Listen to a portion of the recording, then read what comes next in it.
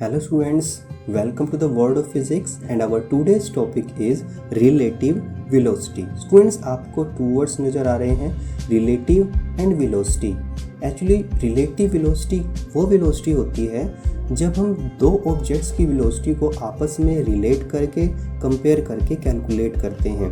तो relative velocity is just the velocity when we compare the velocities of two objects. Okay students, तो किस तरह से relative velocity को डिफाइन किया जा सकता है, इसके लिए हम एक एग्जांपल कंसीडर करते हैं. फॉर एग्जांपल हमारे पास टू कार्स हैं.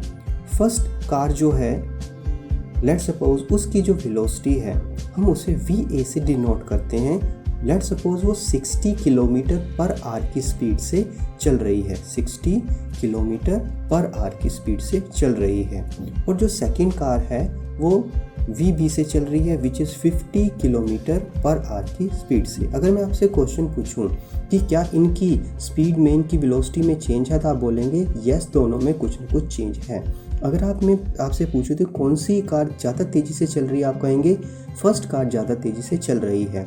अगर मैं आपसे पूछूं कि पहली कार दूसरी कार से कितनी तेज़ी से चल रही है, आप कहेंगे 10 किलोमीटर पर आवर की स्पीड से तेज़ी से चल रही है पहली कार दूसरी कार से. तो स्टूडेंट्स ये जो वेलोसिटी आपने कैलकुलेट की है, यही वेलोसिटी जो है रिलेटिव वेलोसिटी है पहली कार की विद रिस्पेक्ट टू दूसरी कार. तो आपने क्या किया, दोनों कार की वेलोसिटीज़ को कंपेयर करके ये बताया कि जो पहली कार है दूसरी कार से तेज़ी से चल रही है. इसे ही बोलते हैं relative velocity. Hence the relative velocity of one object A with respect to another object B is the velocity with which one object moves with respect to another object. Okay students, that is the relative velocity of one object A with respect to another object B with respect to another object B, another object B is the velocity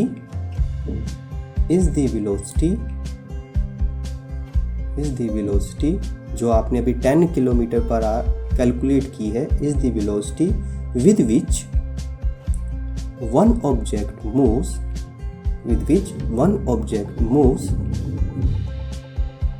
with respect to another object. तो आपने दो objects की velocities को compare किया है. Compare करके ही आपने एक वेलोसिटी फाइंड आउट की है जो कि एक रिलेटिव वेलोसिटी है. दैट इज जो आपने कैलकुलेट किया, that is the relative velocity. But students velocity क्या होता है? एक्चुअली वेलोसिटी होता है time rate of change of position. That is position का चेंज होना टाइम के साथ. तो इसकी एक और डेफिनेशन हो सकती है. Hence relative velocity of an object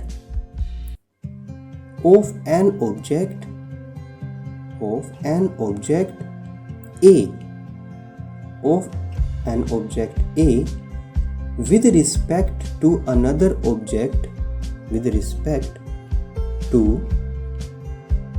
object B is the time rate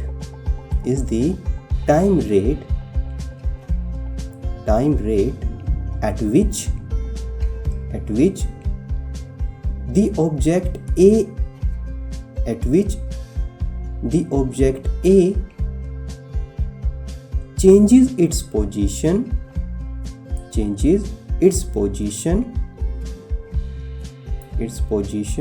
with respect to the object B.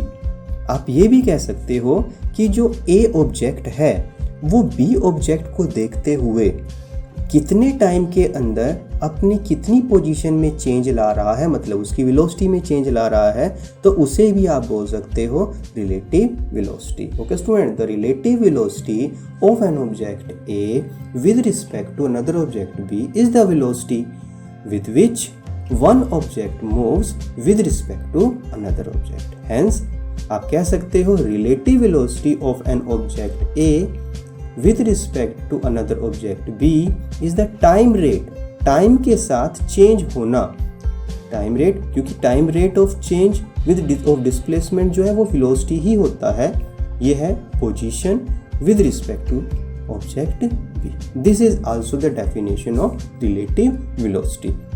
अब हम एक एक्सप्रेशन फाइंड आउट करते हैं जिसमें मैं ये दोनों के दोनों ही प्रूफ करने वाला हूँ.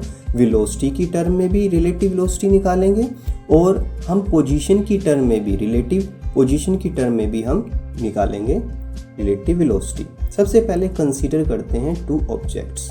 Consider two objects A and B having या moving with uniform velocities V1 and V2. Moving with uniform velocities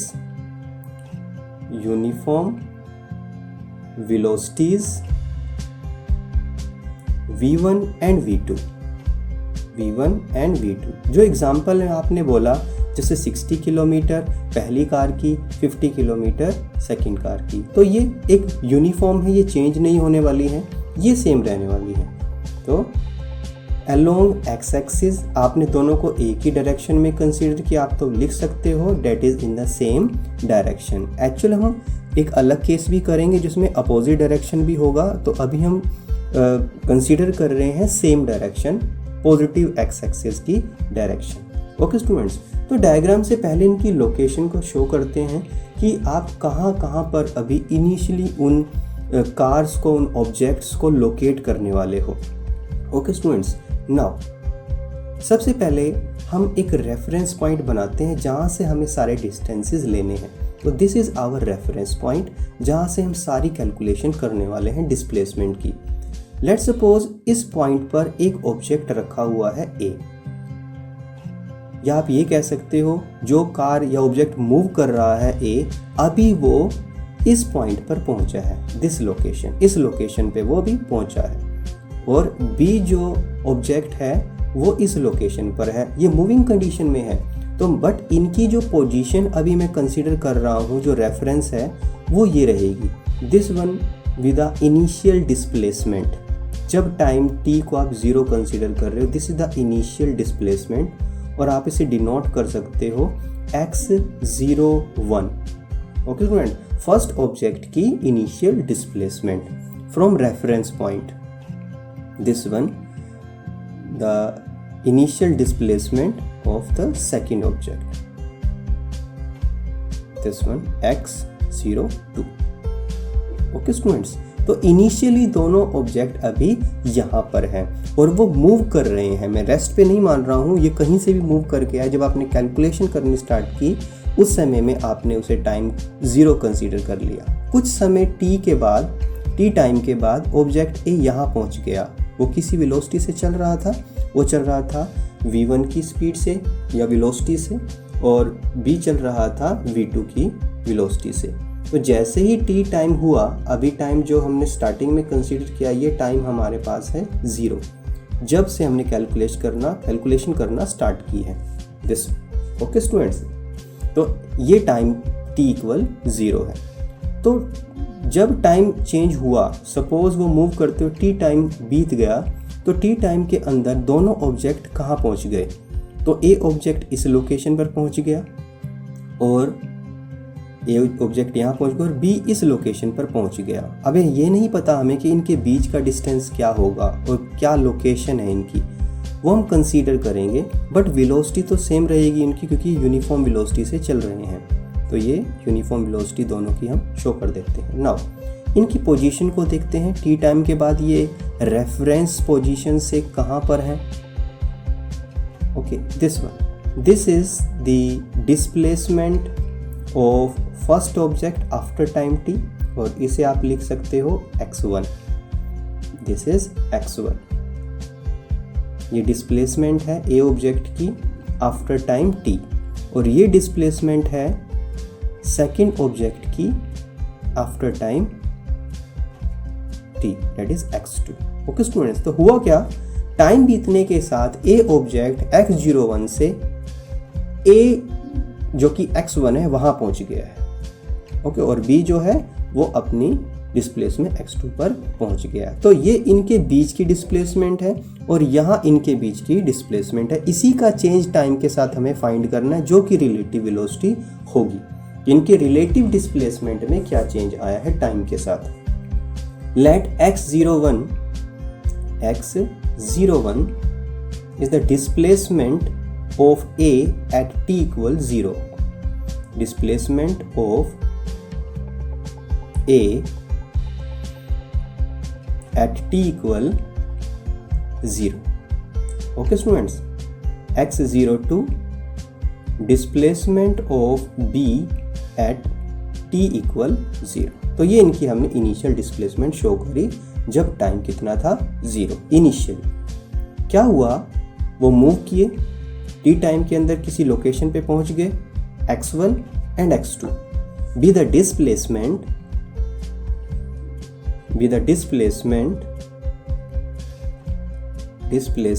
of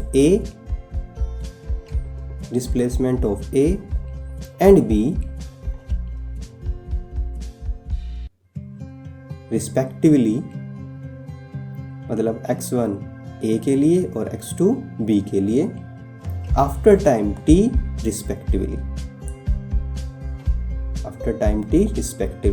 मतलब पहले ऑब्जेक्ट के लिए भी टी टाइम और दूसरे ऑब्जेक्ट के लिए भी टी टाइम रिस्पेक्टिवली। ये वर्ड इसके लिए आया। ओके स्टूडेंट्स, तो टी टाइम के अंदर दोनों के दोनों इस पोजीशन से इस पोजीशन पे टी टाइम के अंदर पहुंच चुके हैं।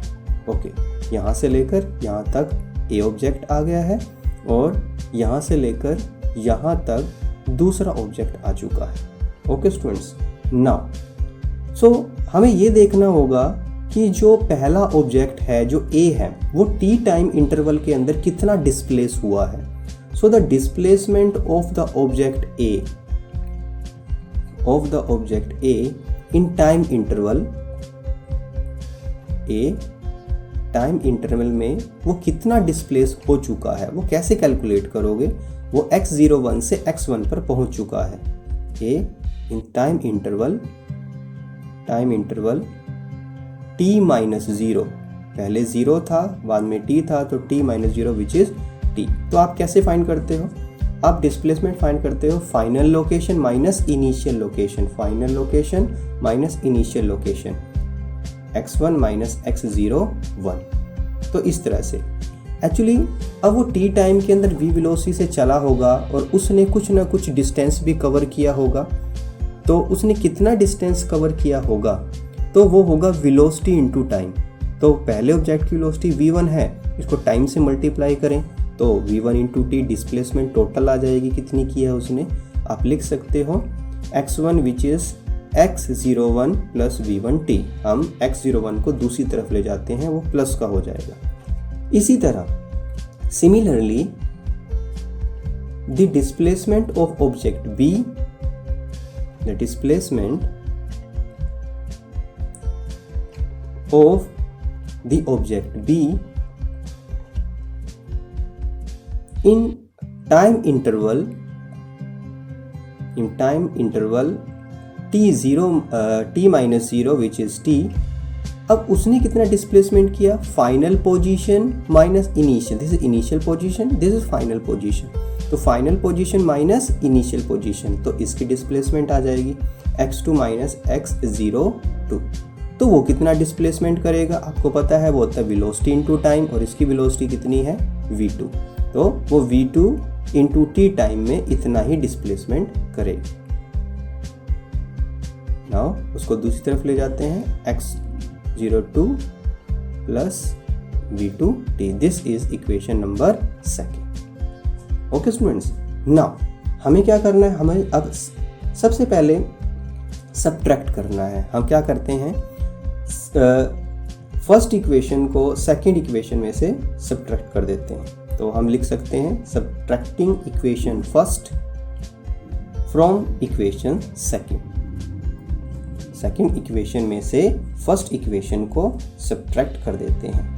दैट इज x2, देखो हम लेफ्ट हैंड साइड अलग लिख लेते हैं x2 minus x1 which is x02 minus x01 plus t common आ जाएगा, v2 minus v1 into T.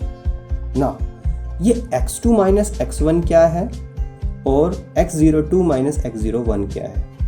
तो x2 माइनस x1 है final displacement of two objects. दोनों ऑब्जेक्ट के बीच में जो डिस्प्लेसमेंट है यह है initial displacement between two objects.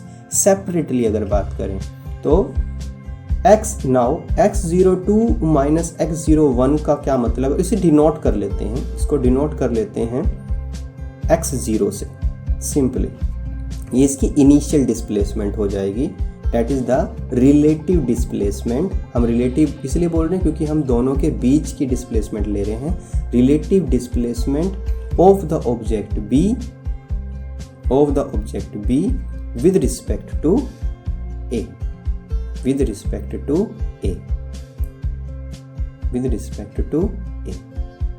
at t equal to 0। इसी तरह x2 माइनस x1 भी क्या है, इसको x कंसीडर कर लेते हैं। It is also the relative displacement of after time t के बाद की दोनों के बीच की relative displacement. This is relative displacement of the object B, displacement of the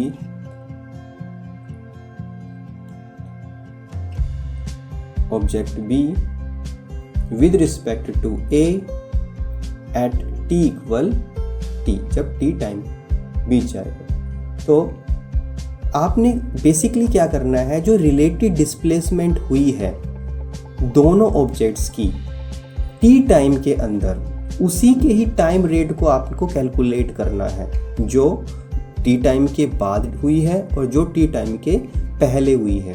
इन दोनों के बीच के रिलेटिव डिस्प्लेसमेंट को विद रिस्पेक्ट टू टाइम अगर आप कैलकुलेट कर रहे हो, उसे ही आप बोल देते हो relative velocity. Hence x, that is equation third मान लेते हैं। x2 माइनस x1 को आपने x कंसीडर किया है और x02 माइनस x01 को आप x0 कंसीडर कर रहे हो। आप बोल सकते थे रिलेटिव वेलोसिटी टी टाइम के बाद, रिलेटिव वेलोसिटी टी जीरो पर। तो इनका डिफरेंस करें x माइनस x0, जो कि आपको रिक्वायर्ड डिस्प्लेसमेंट चाहिए थी टी टाइम के अंदर दोनों ऑब्जेक्ट्स में। v2 minus v1 into T divide में कर दिया जाए। This is the velocity, relative displacement, this is the time rate at which object changes its position with respect to the another object.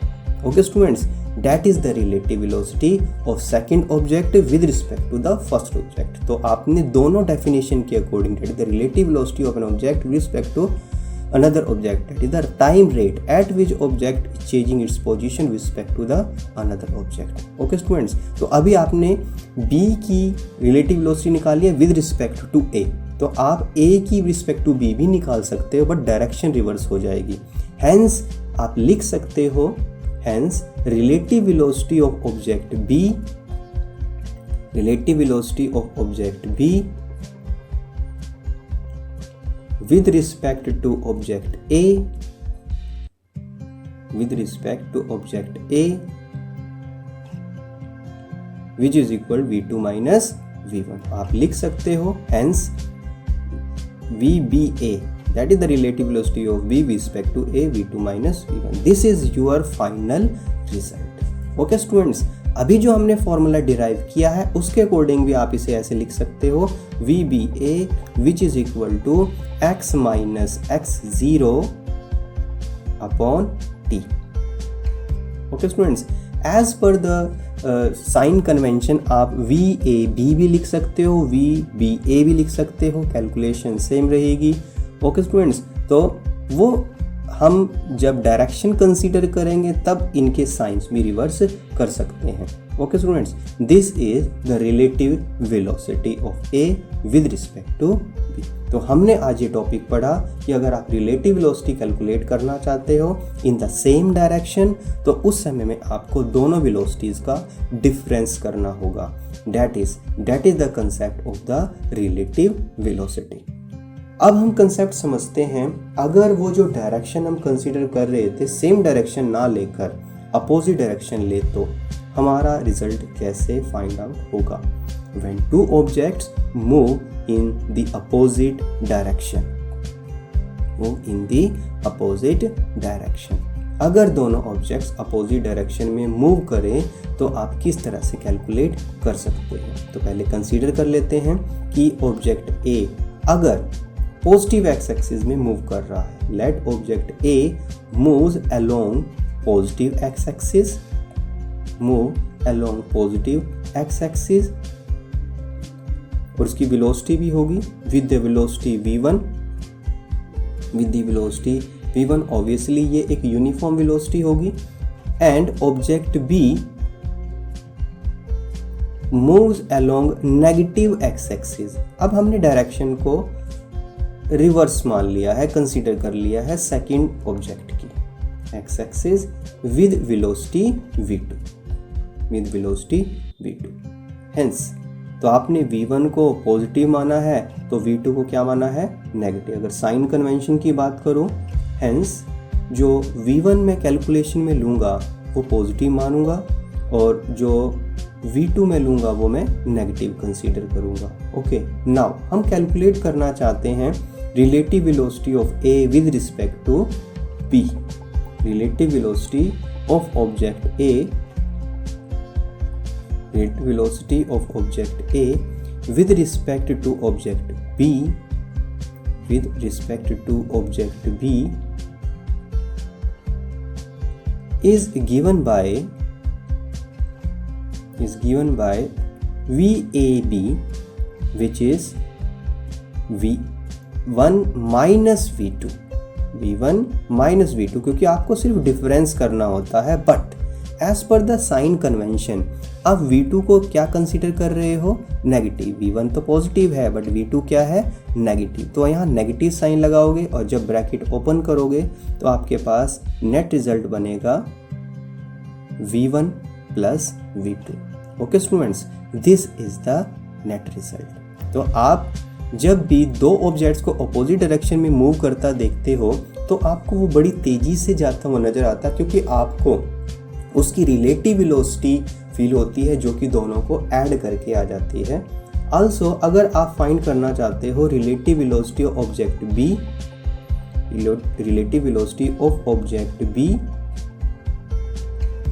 With respect to object A is given by which is VBA V2 minus V1, और V2 को आप क्या ले रहे हो, आप V2 को negative ले रहे हो तो आप इसे क्या कंसीडर कर लोगे, नेगेटिव। V1 पॉजिटिव है बट V2 नेगेटिव है, नेगेटिव का निशान। तो नेगेटिव अगर मैं कॉमन निकाल लूँ और नेगेटिव V2 प्लस V1, देखो रिजल्ट यहाँ भी दोनों का सम है बट नेगेटिव निशान का मतलब है जो मुझे डायरेक्शन पहले फील हो रही थी अब की बार डायरेक्शन अपोजिट फील हो रही होगी। तो that is the concept when two objects are moving in opposite direction, this is the relative velocity. जैसे मैंने पहले एग्जांपल डिस्कस किया था कार्स का, कि जो पहली कार है वो 60 किलोमीटर पर आवर की स्पीड से मूव कर रही थी और दूसरी कार 50 किलोमीटर पर आवर की स्पीड से मूव कर रही थी। पहले हमने एग्जाम्पल में दोनों को सेम डायरेक्शन में कंसीडर किया था। अब की बार इन दोनों की डायरेक्शन को मैं अगर अपोजिट कंसीडर करता हूँ तो मेरा रिजल्ट किस तरह से होगा। लेट सपोज मैं मान लेता हूँ जो मेरी पहली कार है वो एक पॉजिटिव डायरेक्शन में इधर जा रही है, तो ये एक पॉजिटिव डायरेक्शन है 60 की स्पीड से, और ये जो जा रही है बी ये है 50 की स्पीड से। दोनों एक दूसरे के अपोजिट है, हमें किसी एक को तो पॉजिटिव कंसीडर करना ही होगा, तो हम किसी एक को पॉजिटिव कंसीडर कर लेते हैं। सपोज 60 किलोमीटर वाला जो वेलोसिटी है किलोमीटर पर आवर उसको मैं पॉजिटिव कंसीडर कर लेता हूँ, this is positive and this one is negative. तो मेरा नेट रिजल्ट कैसे आना चाहिए, तो मैं ए की निकालना चाहता हूँ with respect to B, which is 60 minus -50 that is plus, that is 110 kilometre per hour. तो स्टूडेंट्स जो ए को बी जाती हुई नज़र आएगी वो 110 किलोमीटर पर आवर की स्पीड से जाती हुई नजर आएगी। Okay, reverse is also possible when the two objects are moving in opposite direction. This is the concept. तो नेगेटिव साइन सिर्फ ये दिखाएगा कि जो 50 वाली पर्सन है उसे अपोजिट डायरेक्शन में मूव होती नजर आएगी। That is the relative velocity, concept of relative velocity. यहाँ से न्यूमेरिकल्स बहुत बनेंगे आपके सीबीएसई पॉइंट ऑफ व्यू से, कॉम्पिटिटिव पॉइंट ऑफ व्यू से। तो वेरी वेरी इंपॉर्टेंट टॉपिक है रिलेटिव वेलोसिटी। ओके स्टूडेंट्स, तो रिलेटिव वेलोसिटी एक इम्पॉर्टेंट कंसेप्ट है, तो इसके न्यूमेरिकल्स आपको सॉल्व करने हैं। Thank you very much.